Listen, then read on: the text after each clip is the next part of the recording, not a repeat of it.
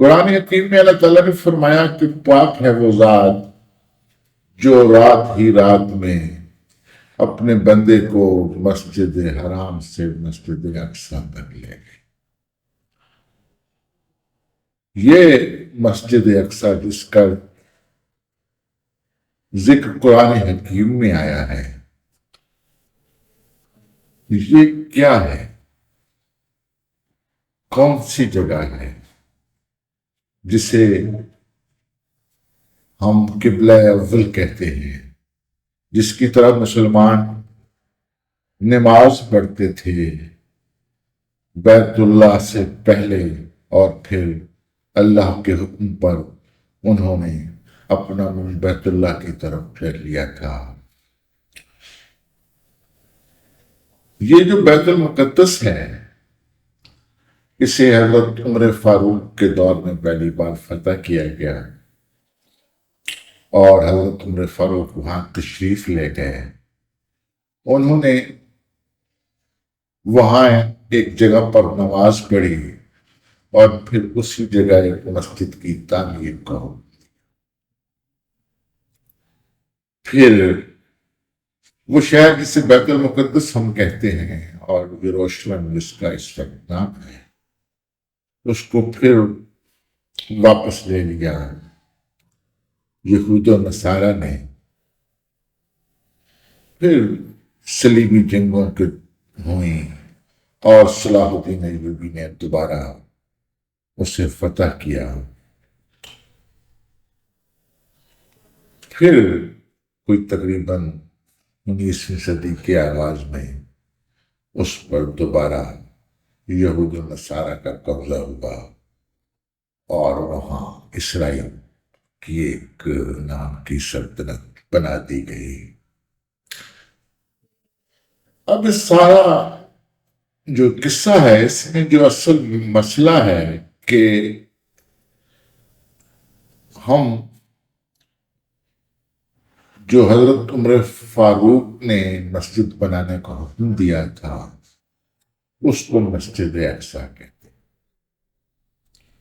لیکن سوال پیدا ہوتا ہے کہ وہ مسجد اقصا جس کا قرآن حکیم میں ذکر آیا ہے، جس کی طرف مسلمان منہ کر کے نماز پڑھتے تھے، وہ کون سی مسجد اقصا تھی؟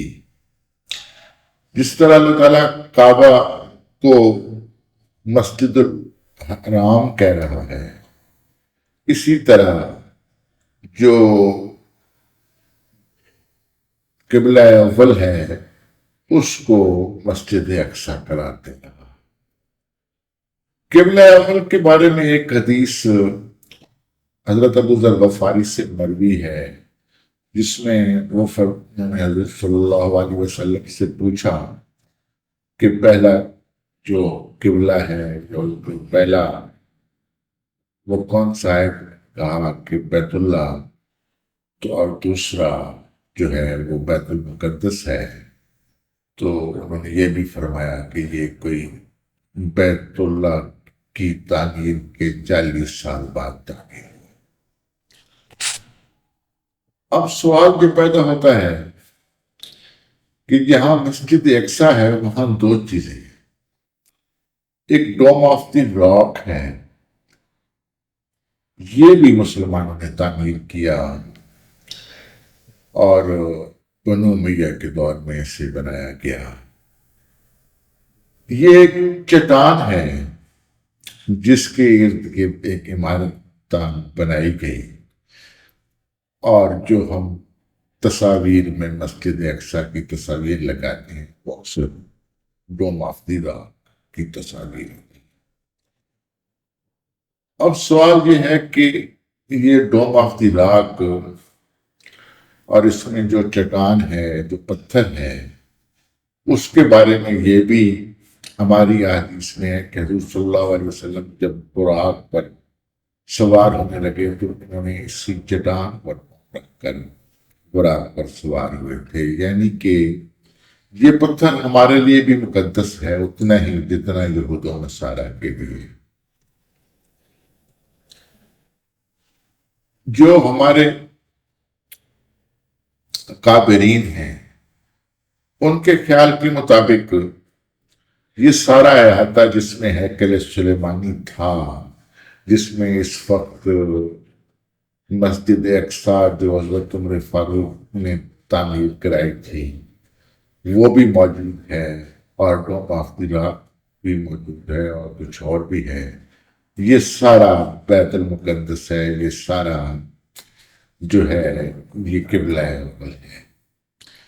لیکن جو ایک مجموعی تاثر ہے کہ وہ قبلہ اول جس پر کرسچینٹی اور جوڈائزم یعنی یہود و نصارہ بھی ہمارے ساتھ متفق ہیں، اور جسے وہ بھی جو ہے مقدس سمجھتے ہیں، وہ وہی چٹان ہے، وہ وہی ڈوم آف دی راک ہے، اور وہ وہی جگہ ہے جہاں ہیکل سلیمانی جو ہے وہ تھا۔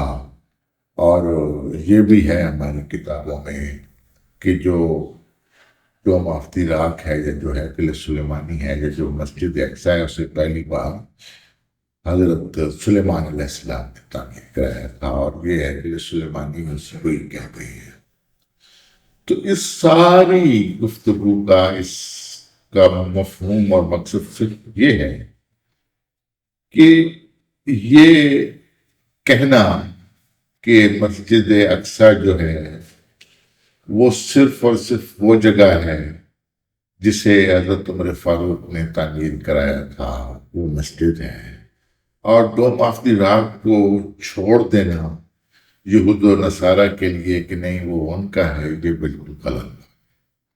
بنیادی طور پر ڈوم آف دی راک اور یہ سارا جتنا علاقہ ہے اس میں انبیاء کرام کی قبریں بھی ہیں، اس میں ان کی چیزیں بھی یہاں موجود ہیں، اور یہی وہ مقدس ترین جگہ ہے جس کی طرف مسلمان نماز پڑھتے رہے ہیں منہ کر کے۔ تو اس سے یہ بات طے ہے کہ ہم صرف اور صرف جو حضرت عمر فاروق کی تعمیر کردہ مسجد ہے اسی کو مسجد اقصا نہیں کہہ سکتے۔ بنیادی طور پر ڈوم آف دی راک ہی مسجد اقصا ہے، اور جس طرح کعبہ ہے اسی طرح وہ ڈوم آف دی راک بھی ایک کعبے کی طرح ایک مقدس چیز ہے۔ کعبے کے بعد ہمارے لیے وہ مقدس ترین قبلہ ہے۔ تو یہ بحث میرے خیال میں درست نہیں ہے، کیونکہ اس کے علاوہ جو بیت المقدس ہے، یا جو قبلہ اول ہے، بنیادی طور پر حضور صلی اللہ علیہ وسلم کے زمانے میں یہاں کیا تھا، یہ ایک اہم ترین سوال ہے۔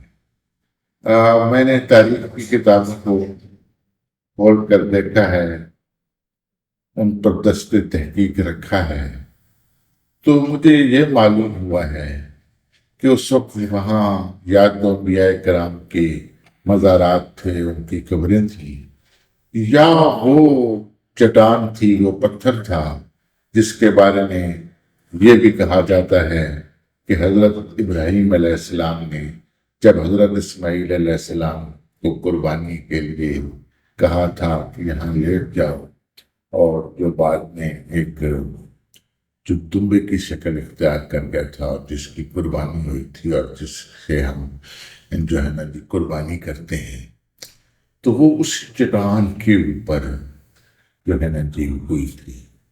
تو یعنی کہ بنیادی طور پر ہمیں یہ تسلیم کرنا پڑے گا کہ جو ڈوم آف دی راک ہے وہی قبلہ ہے۔ شکریہ۔